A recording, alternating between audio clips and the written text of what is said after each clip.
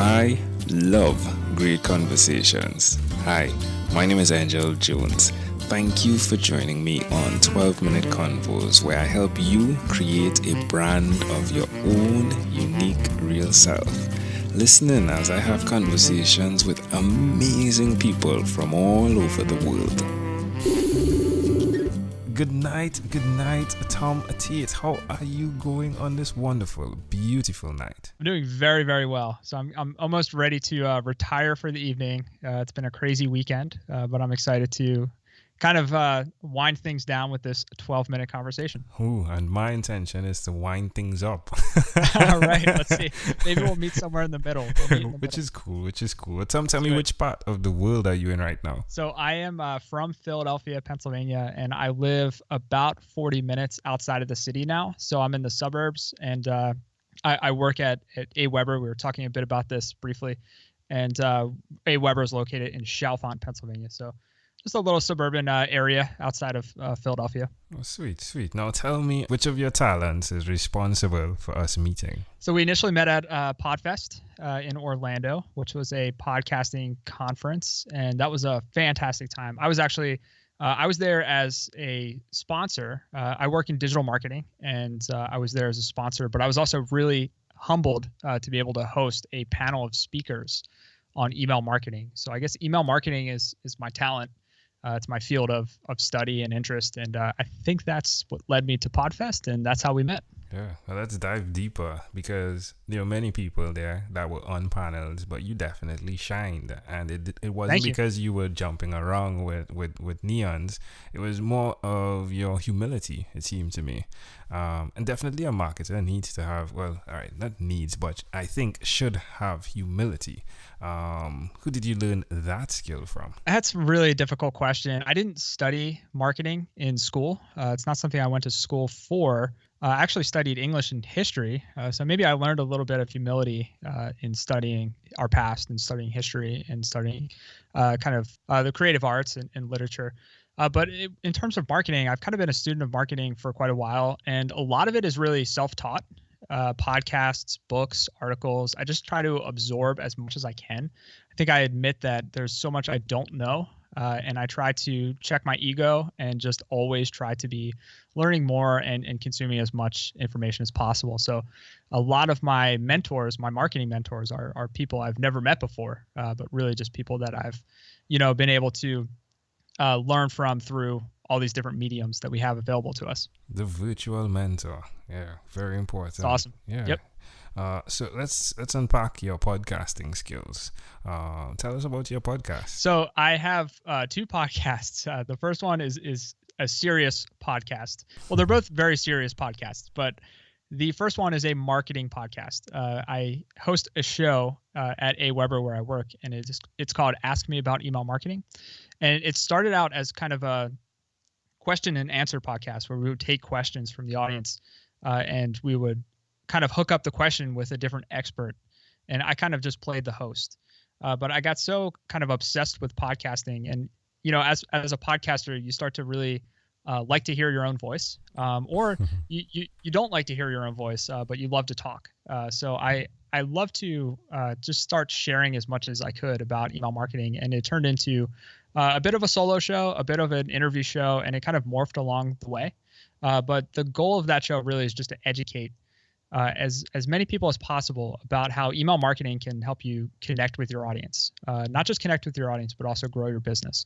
So it's been a really fun show. And I took all the skills that I learned from doing that show and learning how to podcast, and I applied it to another kind of passion of mine, which is actually retro video games. So I grew up playing Nintendo in the 80s and 90s. Yep. I just, something that I just have such fond memories of doing with my sister and my parents and my cousins. And I decided to turn that into a podcast. So I have a show called the Power Time Podcast, and it is a look back at classic Nintendo consoles and games from that era, from the late 80s, early 90s. And that's been a lot of fun. Totally different experience, totally different podcasting experience. Yeah, it definitely represents the fun part of Tom and the Tate. I'm playing with words here, right? So there's the Tom part of Tom and the Tate Tom part, right? So, Yeah. but every time someone says Nintendo, I hear the sound that when you needed to put the cartridge in as close to the frame because you thought that would make it work. When you put Yep. I remember that sound.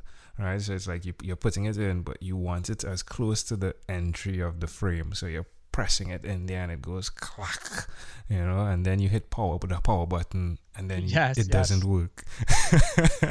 Everyone had their own tips and tricks to try to get it to work. Yeah, well, it was definitely life transforming, those two knobs and that pad, and even Duck Hunt, right? Like Duck Hunt. Yes.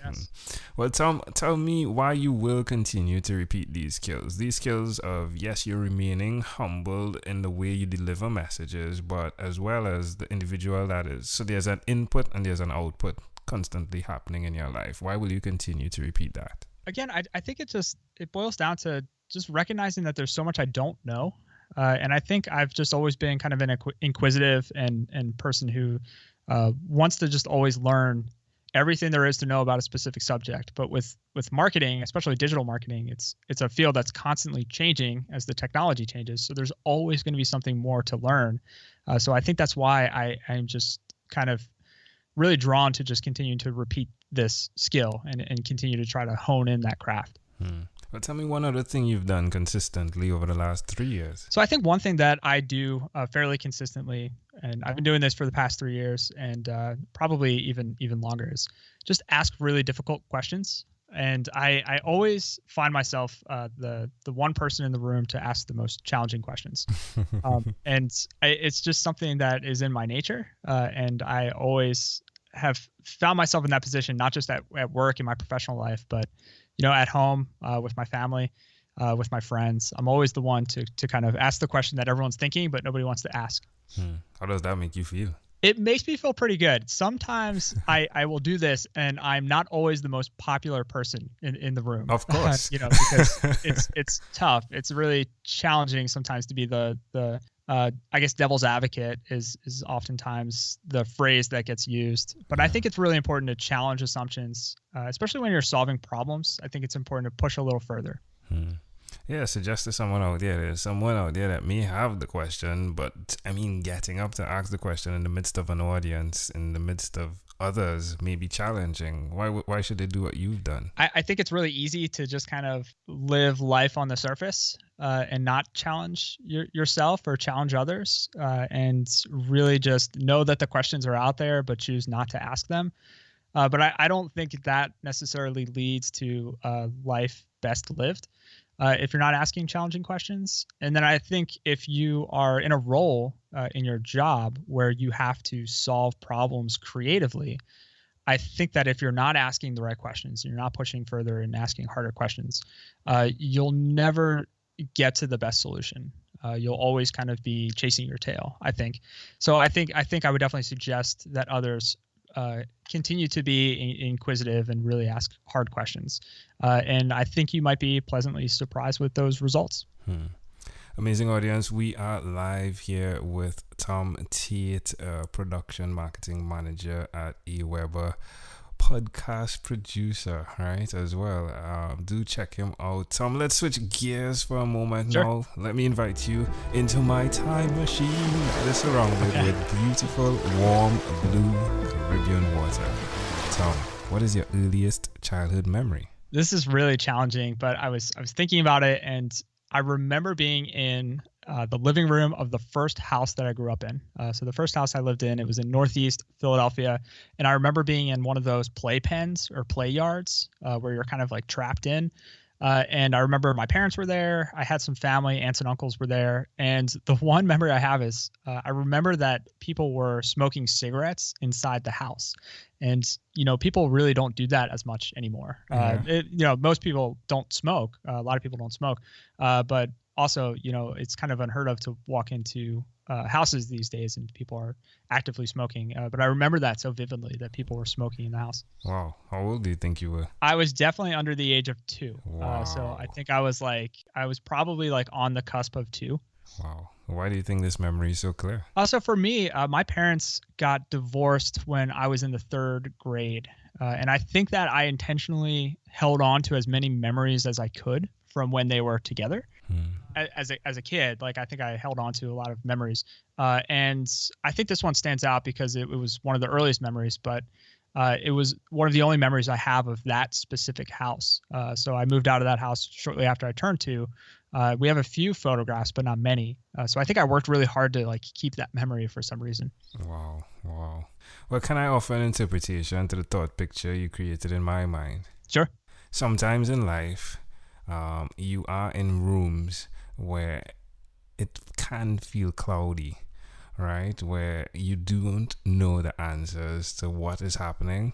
But Tom is definitely the guy that is going to ask those questions. Sure. Yep.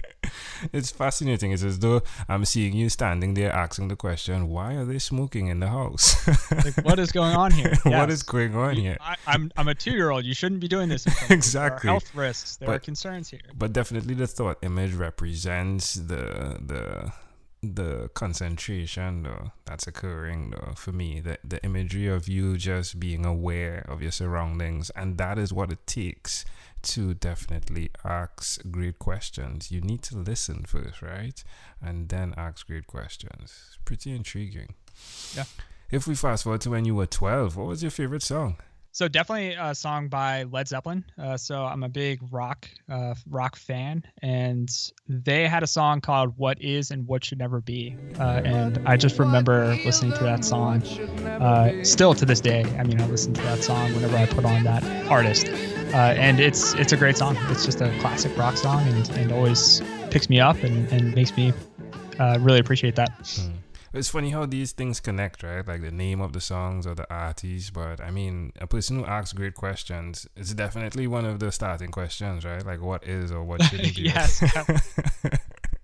You're really illuminating how, I guess I'm kind of an open book, aren't I? Oh, well, probably. I mean, I've gotten some practice.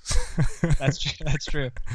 Well, Tom, we've arrived at our destination, but before we get off of this time machine, there's a small declaration form, so it's yes or no, possibly a bit more. Tom, have you chosen someone to pass on your skills to? Yes, definitely. Are you married? Yes, for 6 years. Wow, congratulations. Do you have children? Thank you. Do you have children?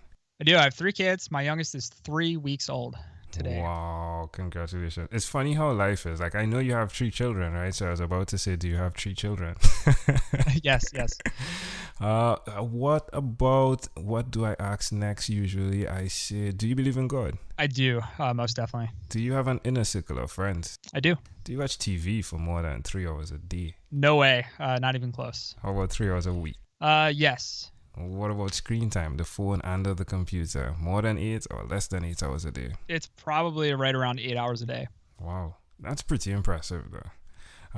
Yeah, it is. Like Tom, after having 1,001 conversations in 3 months, I came up with a workbook that's called Yours, and it stands for your own unique real self. But connected to that is your own unique real stance, your own unique real statement. If you had to share with us your own unique real statement, your mission, if you would, what would that be? I think I would keep it simple. Be selfless and be kind and be persistent. Love it. Tom, Tate, this was a great pleasure. Before you leave, is there anything else you'd like to share with our amazing audience? Yeah, definitely. I guess this will be predictable, but stay really focused on asking the right questions. I think it's really important. Don't coast. Don't just kind of float through life, but ask really, challenging questions of yourself. Continue to serve your family, serve your friends, and really just create things that you're proud of. I think that's probably, if I had to impart any final words on the podcast, that would definitely be it. Love it. Tom Tate, this was a great pleasure. Hey, it was good meeting you at Thank you so much. Yeah, it's good meeting you face to face. Hey, Tom, thank you for being on What is Inspired by 12-Minute Convos with Angel Jones. Thank you so much.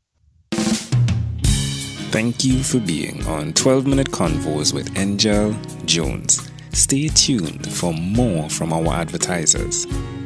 Diabetes is a mountain pandemic. It's a disease that's not acute but chronic. Similar to this rhyming method, I have simplified the definition, the signs and symptoms, and the complications of diabetes for both adults and children in my books, Poems for Patients, A Focus on Diabetes, and The ABCs of Diabetes for Children. These books are available on Amazon.com, and for more information, you can visit my website, poemsbyaj.com. That's poemsbyaj.com.